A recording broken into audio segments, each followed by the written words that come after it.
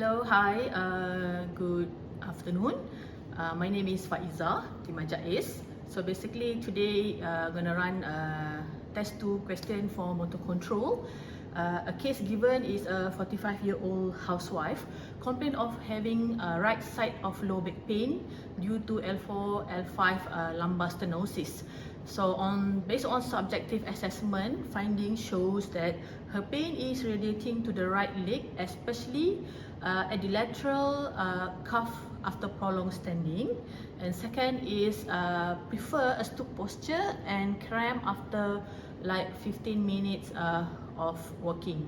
So I have the few question that the first question to answer for the first question is that in order to train segmental stabilization for lumbar spine, so there's a few element or things that we need to know, because normally when patient is having low back pain, there's a few problem in training the lumbar segmental exercises. One is it's involve a few muscles such as transverse abdominis, quadratus lumborum, oblique abdominals, multifidus, and erector spinae. So the main muscle that involved is the deactivation of the transverse abdominal muscle. So today, that's why we're going to do a few exercises related to abdominal hollowing on sitting, progress to standing, and some movement with it. So to start with that, we're going to do in sitting first. So the most important thing, like in this patient, her preferred position will be in a stoop position. So the best is to train the segmental lumbar stabilization on hollowing on this patient is to have her sitting in a position that, especially that she need to have a good support, comfortable. Because of the stoop position, maybe it need to be progressed to sitting that comfortable, no pain, no radiating pain. So if I wanted to teach a patient, I prefer to do it in the beginning. I prefer to do her in supine lying, in crook lying. That is where it's not this hollowing, muscle hollowing strengthening is not an easy type of exercises. But to fulfill this test, we're going to do straight away in sitting. But as I said, it will be good to do in crook lying first to teach patient on how in a proper way to do and to activate the muscle. But in sitting, we can, one way is by having a mirror on the sides of the patient, so that we can, if we want to teach patient easy, it will be easy to teach without because we can actually monitor. But if patient need to do at home, we prefer, you can advise them to have a mirror at the side of them, so that it can be so sitting position, make sure it's correct the posture first. If patient is having a problem in maintaining a good posture, it will be good is to start with the posture first. Okay, so once they get a proper posture, so then we can start doing some progression. I will actually ask patient to try to do some breathing first, because that's how it will be easy to teach patient. So one is to breathe through your nose and breathe out through your mouth, and then because it will be easy to teach patient to breathe first. Okay, now in order for them to do the hollowing, I'll ask the patient to put the hand at the below of the stomach, just to feel the muscle activation when they do, so that they do it correctly. So we're going to do breathe in, and when they breathe out, they have to tuck in the muscles, suck in the abdominal, so that they can feel. The correct way to do is like what I'm doing now, is I can still tuck in, and I also can still talk and breathe in. That is the most important thing, because it's not an easy thing to do, but yeah. So breathe out. When they breathe out, they can just put in. So we try again. Breathe in and breathe in. When breathe out, sink in the stomach, tummy. Hold for 10 seconds, and then breathe out and relax. Okay. Again, breathe in, and then tongue in. 1, 2. 3, 4, 5, 6, 7, 8, 9, 10, and then breathe out. What are the most important thing when we teach patient is when they do that, one is they can breathe and also they can still talk while working. It shows they can actually sustain the muscle contraction. But the second one is when they do that, there will be no compensation of, like compensation of upper muscles, above or below muscles, such as tighten up the gluteus, so that we know that they are doing the correct way. That's why by having a mirror at the side of patient, they can actually do it and also monitor whether there is any compensation of muscle when doing that. Okay, and another thing is important to progress. You're not going to ask patient if based on my experience, not all patient can do straight away 10 seconds. You can start with different patient will have different ability to contract the muscles. You can start with 3 seconds, 5 seconds, and progress to 10 seconds. How often they can do that? They can do 10 times. Alright, 10 seconds, 10 times, and probably 3 times a day, and consistently until they can actually maintain doing that. As I said, it's not an easy thing to contract and still can breathing and talking.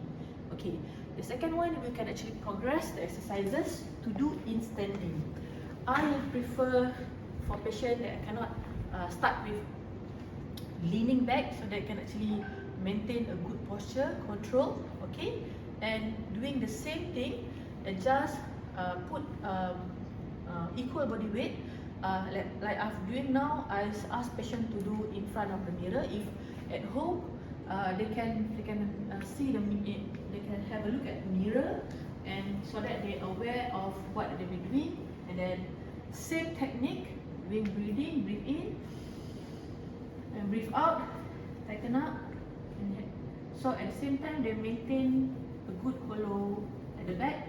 So if patient do wrongly, they will probably do it like breathe in, breathe out, or either in like in by extension, or they can.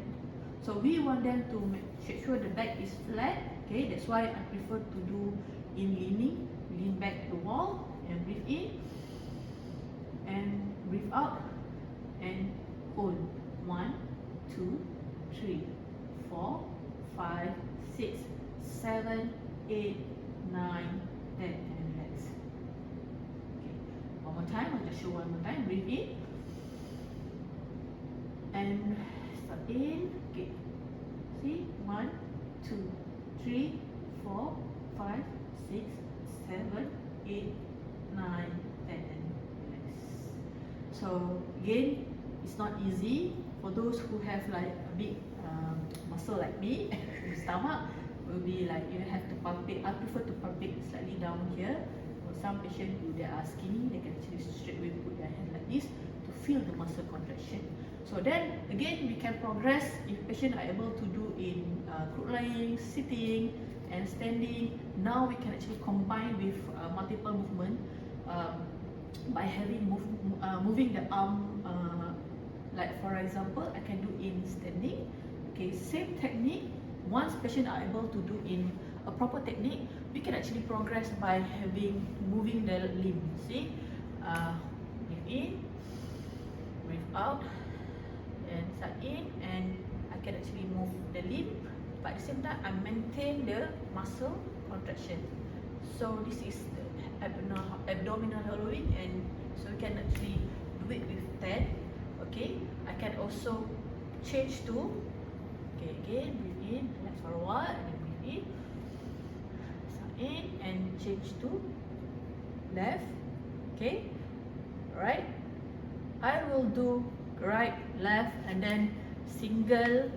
Okay, if cannot do difficult, we can actually progress using knee and move the limb, but at the same time tighten up. Okay, and the next one is, okay, but you have still maintaining the muscle contraction. Alright, and you can also do diagonal if patient have a good balance. You can also do. So it's not easy, but this is just a progression of exercises that you can do. Okay, for patient abdominal hollowing. It's very, just to wrap up everything. these abdominal hollowing exercises is you need to do based on patient progression. It's very important to monitor or to do all these exercises according to patient tolerance, that you're not going to progress straight away to standing or using the segmental, hand segmental. So as I said, start with group lying, sitting. For this purpose of test, we're going to show it in sitting. In standing, you can lean. First, if patient cannot control, leaning, and then straight away move forward a bit once they have knee, but you can also do in combination. Okay, why it is important to do for patient with low back pain to have a good abdominal bracing is because this is one of the main problem. Evidence shows that by having a good abdominal muscle, by doing repeated or consistent abdominal hollowing exercises, patient will have a strong muscle, especially a deep muscle that stabilize the lumbar, especially at the muscle transverse abdominis, which help into once the lumbar is stabilized, patient with especially with stenosis will have a good it can help in improve their pain, okay, range of motion pain, and improve the stability, especially during their functional daily living activities. Of course, it will reduce the pain and patient will feel more comfortable throughout the day and progress. Okay, with that, thank you.